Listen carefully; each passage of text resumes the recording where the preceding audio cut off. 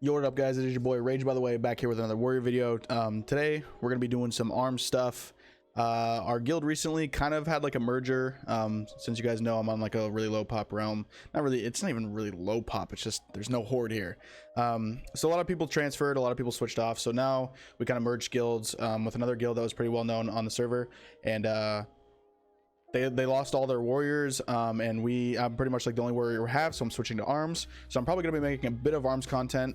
I'm sure you guys are, as Fury warriors, have probably been asked to play arms or have even tried arms before, just because the debuffs and the buffs that arms brings. It's really good. So, you know, just stepping up to the plate, being a good warrior in the guild, I'm going to try arms. I'm actually kind of excited to try arms. I've been doing a lot of Fury stuff lately. You guys have seen all my Fury videos. I've kind of touched base on pretty much almost everything you can as a Fury warrior. So it's actually kind of exciting to maybe try out arms now to like freshen it up for me. I'll be able to make new videos for you guys. And you know, if you come to the point where you can freely switch between arms and Fury, maybe you got gold like that, then you'll be able to do both, and these videos will be helpful for you as well.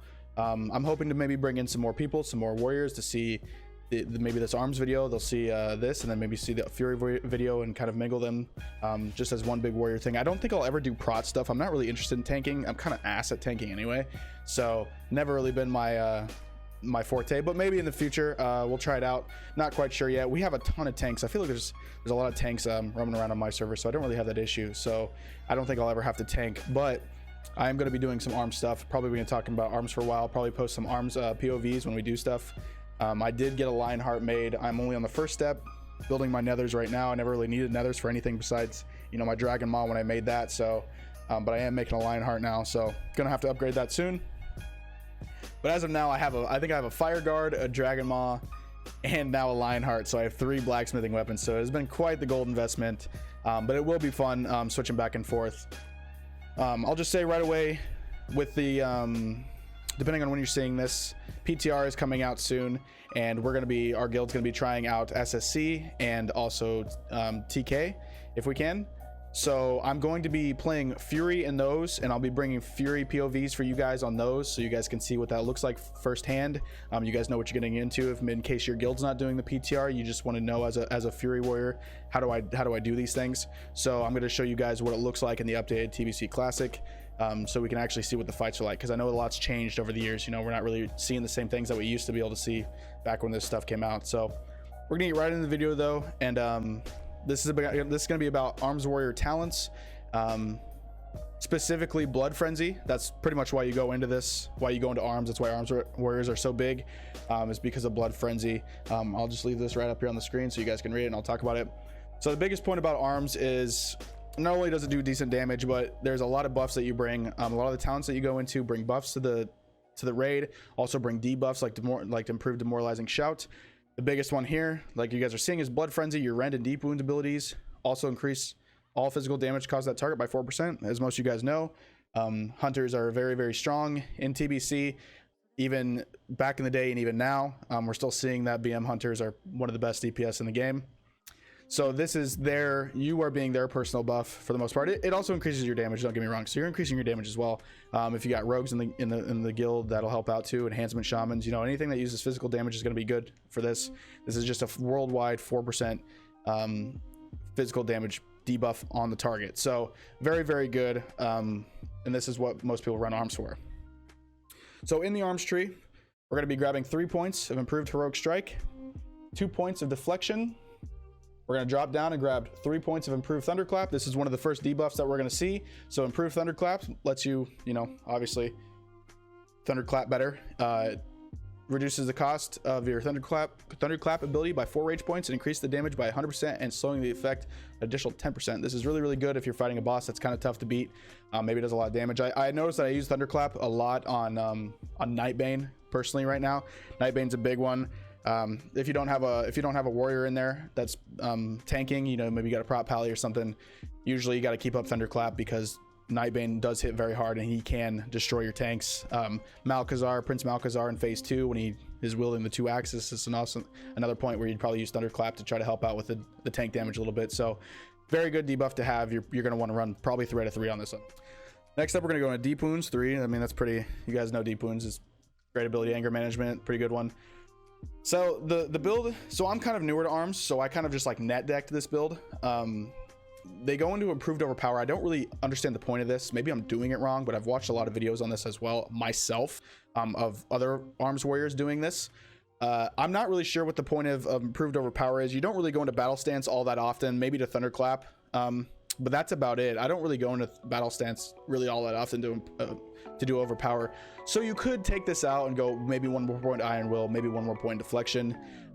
If you're seeing yourself not going into overpower, if you guys know why they go into overpower, maybe drop it in the comments below. Like I said, I'm kind of newer to arms warrior, so I'm learning as well as trying to teach you guys like what you know, verbally speak what arms warriors are doing right now. So but as far as I know, I've looked at charts, I've looked at everything. Arms warriors aren't really using overpower as like an ability that they're casting during their fights on Warcraft logs, so not really sure what that's about. I'll probably end up switching that. I don't really want to pay like 50 gold just to switch 1 point for like a resisted stun or better parry, because I don't really need it right now anyway.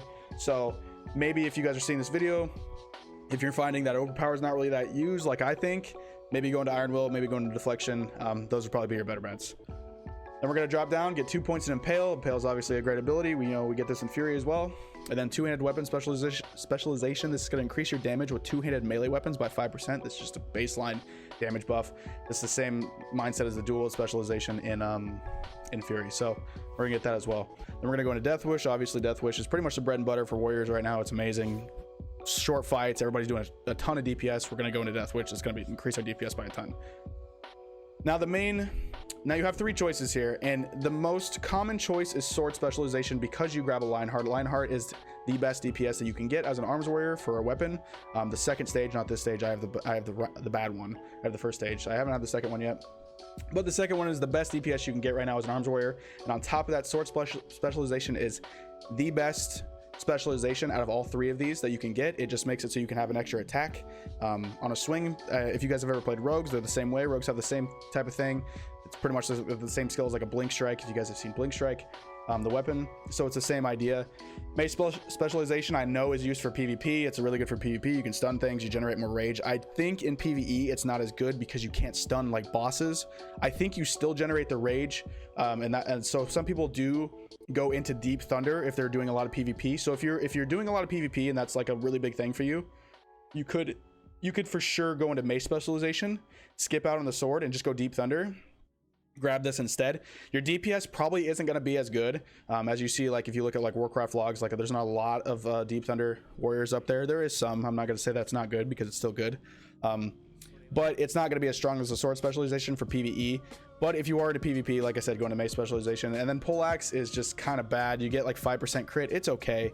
If you have no other option right now, maybe if you're an orc and you want to try the whole expertise thing, you can grab an axe. Or maybe if you get a Gorehowl, you could go into Poleaxe specialization, but not the best thing in the world. I think that the mace and the swords are going to be better than that. Then we're going to drop down and get 2 points in improved disciplines. It's going to decrease your recklessness, retaliation, shield wall abilities by 7 minutes and increase their duration by 4 seconds. We only get 2 points in this because we need our points for other things. So this is a very good ability, and like in most cases, like when you're doing gruels, especially like when you're doing gruels and mag right now, you're probably not going to get, by the time you kill the council, the ogre council at the beginning, you're reckless. If you pop recklessness there's a very short, you're probably not going to get it again by the time you get to gruel, depending on how your guild runs it. Maybe your guild waits for cooldowns, maybe you guys wait the whole 20 minutes, but it could help with that situation if that's how your guild runs. You know, you're just waiting less time. So good ability. When Kara, you'll be able to use it a couple more times, you know, as than you wouldn't. You know, it's 30 minutes normally, and then it's down to 23 minutes without it. So in Kara, it could be good. Maybe by the time we get to like Black Temple and stuff, that could be really nice because there's a lot of time between bosses and stuff in those. So we'll see how that goes. Maybe SSC as well. But just good to have overall. I mean, all the other options are pretty bad, so you're not gonna really want to go into anything else here. Then obviously we're gonna go into Mortal Strike. Mortal Strike is really good. There are some cases where you want to reduce the healing effect. Like let's say your guild isn't trying to cheese the High King strat, where you just kill High King and you just you know, you don't look at anything else. This could be good in case, like, you know, you're trying to focus on progression and there is a healer and maybe somebody doesn't kick him, you Mortal Strike the king or something, or whatever you're trying to fight, he doesn't heal him as much. So there are implications for it. most of the time it's just a really good like rage dump on a 6-second cooldown. You just does a decent amount of damage, and you're just, you know, it's just one of those things. It's a really good ability. And then obviously Blood Frenzy. I explained that earlier. Your Rend Deep Wound abilities also increase all physical damage cost to your targets by 4%. It's only physical damage. That's nothing else. So your hunters, your enhancement shamans, your rogues, you, maybe if somebody's a fury warrior in your guild, you have that. But and I'm pretty sure, and this counts for hunter pets as well. And obviously BAM hunters are really good right now. So this is just going to increase their DPS as well on that. So very, very good ability. This is going to help also with your tanks, because your tanks are doing more damage. They should be able to hold threat a little bit better because they're doing more damage. So that's kind of like the theory. Really good ability. Just a 4% base raid damage for your physical DPS. Then we're going to go into Fury. Right away, we're going to go into Cruelty, getting extra crit. With this is just way better. Some people run Booming Voice. It depends on how like needy your guild is on what they want for buffs and debuffs. Booming Voice is really good for so I know a lot of cases you have a tank, like if you have a warrior tank, they'll run Battle Shout. They'll do Battle Shout and you'll do Commanding Shout as an arms warrior, and you'll go into Booming Voice because your Booming Shout can usually hit casters or your Booming Voice can hit casters with your Commanding Shout, which increases like it's fucked up. I don't know. I've seen this before. It's really not that good. Like, because you have to have casters in your group, and it's just the weirdest fucking thing. Usually this isn't played, but I have seen it. It's really scuffed. I would not recommend it. It's just ass. If your guild tries to tell you this, just tell them it's fucking ass. You don't want to do this. It's scuffed as fuck. So I would just run Cruelty. You're going to do more damage. It's just better overall. Improved Demoralizing Shout. So usually as Fury, we go into Unbridled Wrath just to get that additional rage point when you deal damage with a melee weapon. So this is really only good if you're doing dual wield. This kind of sucks ass if you're two-handed, because you're not hitting as many strikes as you would as if you're dual wielding. So this falls off really bad as an arms warrior. Technically, it still would be a DPS increase. So if maybe all you're worried about is DPS, you probably wouldn't want to get Improved Demo Shout. If like that's all you give a shit about is just your DPS, your guild doesn't do shit. They're like, dude, be an arms warrior, just DPS. But like at that point, you might as well just be a fucking Fury, right? Because like if you're just gonna DPS, why would you even play arms? You just play fucking Fury. So this isn't really good though. In my opinion, this isn't really that good as an arms warrior, because you're just not swinging as much. So it's just the extra additional rage point doesn't really come in handy that much. I think when you did the math, if you do like a 2-minute fight, it's like an extra like 30 rage or something like that. 30 something rage, and that's like 1 mortal strike, which I guess is like, you know, if it crits, maybe like 1500 damage. So I mean, I don't know. Most people go for Improved Demo Shout. Like I said, if you don't have a warrior in your group, or your warrior is trying to maintain other things, I'm not actually sure what prot goes into talent wise. I think they just go deep prot. I don't know if they really go into other things, but this is very good. It's just going to reduce the melee attack power of the things that you're fighting. Like I said, in those fights like Nightbane, Prince, you know, as we do progression into SSC and TK, this is going to be really nice. It's just going to help your tanks not die, and when tanks don't die, you win the game. So this is a very, very good ability, or talent. Commanding Presence still the best thing in this line here. It's just going to increase the melee attack power of your Battle Shout and the health bonus of your Commanding Shout, both very good.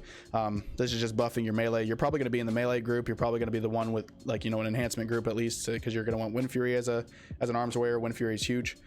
So you're probably going to have all the melee in your group. You're going to want to keep up Battle Shout. Having improved Battle Shout is awesome.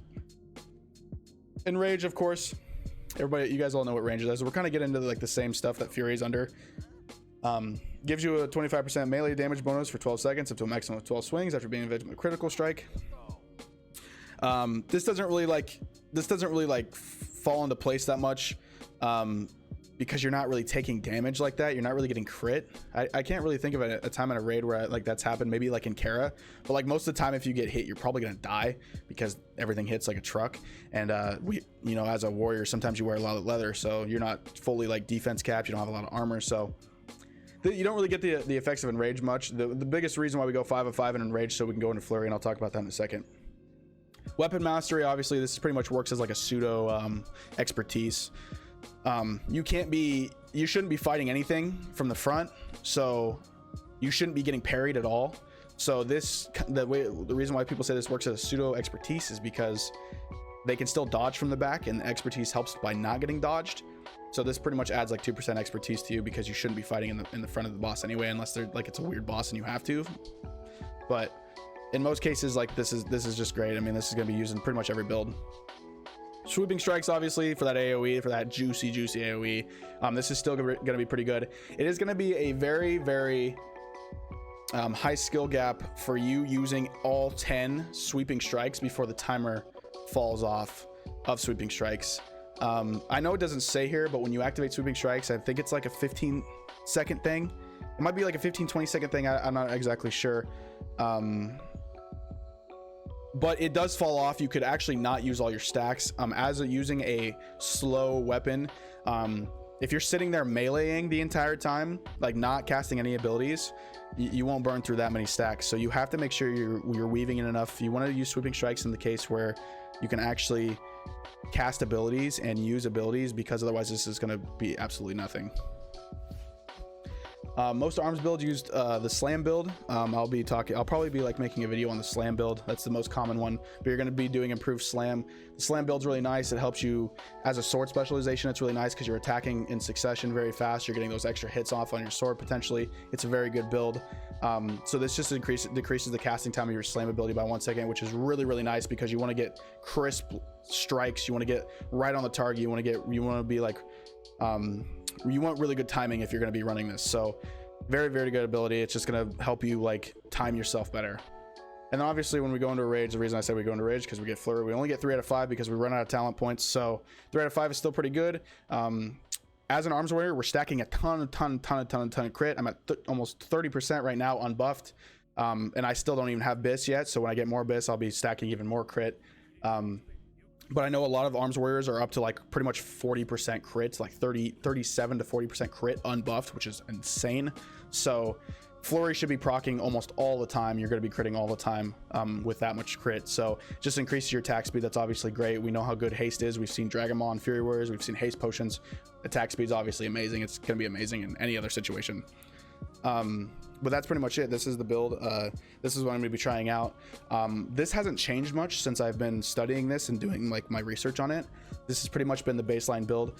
Like I said, the only thing that I'm kind of like worried about is like how overpower fits in there. But I'm sure you could probably go into something else and it won't matter. I will be studying that a little bit more as I go, because I do want to see why they're using overpower. The only reason I can actually think is because if you go into battle stance, the thunderclap, maybe you overpower, but that just seems like such a weird window. So not actually quite sure of that. If you guys know, like I said, make sure to drop it in the comments. Make sure to come by the stream sometime. I'll be running a lot of arms warrior and raids. I stream almost every raid. I also stream during the week regularly. Been playing a lot of New World lately, been trying new games, but I am going to be trying out arms, and I will be posting Fury Warrior videos as we go through the phases. And when PTR comes out, I will be posting more of those. So make sure you guys check those out as well. Make sure to like, make sure to sub. I appreciate all you guys, and we'll see you in the next one.